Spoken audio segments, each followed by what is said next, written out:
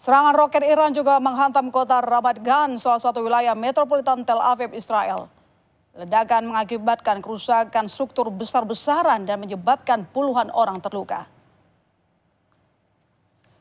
Sejumlah warga dievakuasi dari gedung-gedung tinggi dan wilayah kawasan ledakan Ramat Gan dikosongkan.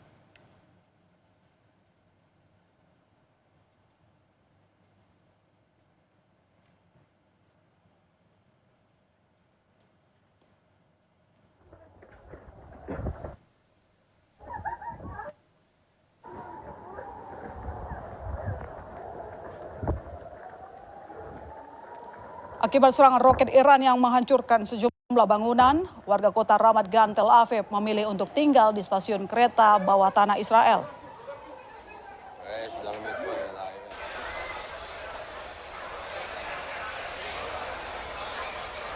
Ratusan orang berebut masuk stasiun kereta bawah tanah terdekat dari tempat tinggal mereka. Warga memilih tidur beberapa malam di wilayah ini karena merasa lebih aman untuk melindungi diri dari serangan rudal Iran selama beberapa hari terakhir.